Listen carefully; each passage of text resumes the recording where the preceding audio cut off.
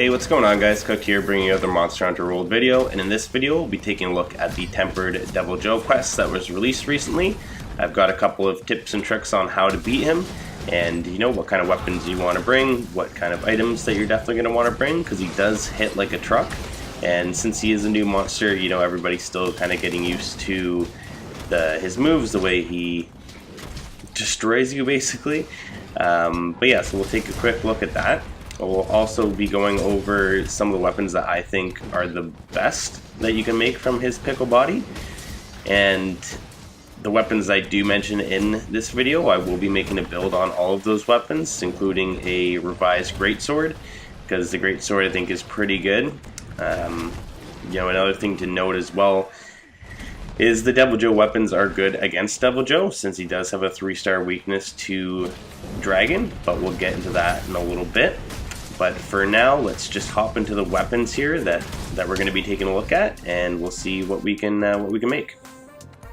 Alright, so the first weapon that we're going to take a look at is the greatsword called Anguish. So the Anguish is pretty great, has super high base attack at 1104 with 30% negative affinity, some dragon attack and high elder seal. As you'll notice with the other weapons as well, you know, it does they all have the same kind of thing going on for it. The white sharpness, negative affinity, and higher elder seal with the dragon attack.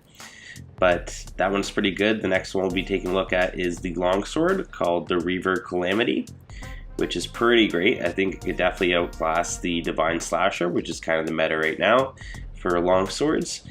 But we'll have to see when we throw a build together for that. But regardless, pretty good weapon. The next one that I would recommend making would be the Hunting Horn. It's really good actually. It has again, high attack and some decent songs. It has attack up large, negate wind pressure. It has the health booster and also defense up large. So pretty great. Again, pushing the white sharpness with high base attack and negative affinity. But yeah, that one's pretty good. I've already made a build for that and also for the greatsword, and they seem to be working pretty well, so I'm excited to bring those to you guys. Now the next one is the Insect Glaive.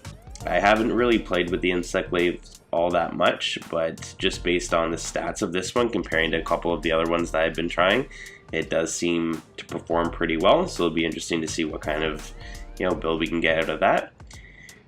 But yeah. And lastly, but not least, the bow. I feel like the bow is definitely going to outclass all the other bows as far as damage goes. The raw damage of it's higher than even the Sarah Coilbender, which is the Diablo's bow, and it has similar, you know, similar traits as well with the negative affinity. But this one has, you know, higher base damage with high elder seal and dragon attack. So yeah, it's gonna kick ass. But those are the weapons that I would recommend that you'd make for now. I mean, obviously make whatever weapons, you know, you use the most. But those are just going to be the ones that I'm going to be making builds for, and the ones that I would recommend making just based on, you know, other weapons in that category. But yeah, so now that we've gone over that, let's go over some tips and tricks on how to take this bastard down. So one thing that I would recommend first of all is bring a ton of flash pods. If he ever has a monster in his mouth, he will just destroy your entire team if you guys get hit by it. But if you flash him while he has a monster in his mouth, he'll drop it. So that's definitely a must in my opinion.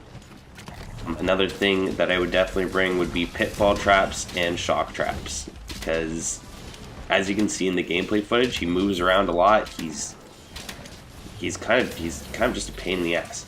He's a pretty annoying monster to fight. He does move around a lot. He'll knock you around, and it's hard to kind of get damage on him and to hit his weak points. But if you can put him in a trap, or, you know, take away his mobility for a second or two, you'll be able to get some decent damage in on him. Another thing to bring is nullberries, because when he does hit you with his dragon breath, you'll be afflicted with dragon blight, which lowers your attack and your defense, and you'll kind of just be a useless bitch, which is no fun for anyone. Other than that, if you have a coordinated team, I definitely recommend having like a status gunner come along, someone that can put him asleep. The reason I say in a team is because if you're playing with randos, people don't ever realize, oh yeah, the monster's going to sleep and we're going to be able to get double damage on him. It's going to make this fight a lot easier. Right, and somebody is just going to hit him with like a dual blades or something. So it kind of doesn't make any sense there. And like unless you have maybe 2 status gunners, you're probably only going to put him to sleep maybe 1 time. But yeah, it's definitely a good strategy, you know, put some bombs on his head while he's asleep and then hit him with the double damage with a great sword or something like that. But again, and I would recommend that if you're with your buddies and not a group of randos. Other than that, I mean, it's kind of just trying to stay alive, top your health off. You know, you do go through a lot of items when you're fighting him. But try and take all your buffs as much as possible, just because, you know, you only do get 3 lives. And it's he's a difficult fight. As far as, you know, food buffs and stuff like that go, if you can try and get Feline Moxie, or if you can try and get Feline Insurance, those are obviously really good as well, just because it gives you another chance to kind of be alive and not fail the fight. Typically, you know, like I've done runs where they take 20 minutes. This run here took only 12, but it seemed like everyone knew what they were doing. I guess it all just kind of depends on, you know, the team that you have going on and, you know, how coordinated you guys are. But anyway, that's it for me for now. We will definitely be putting out some new build videos very soon, so hopefully you guys will enjoy those. Hopefully you enjoyed this video, and I will see you all in the next tasty episode.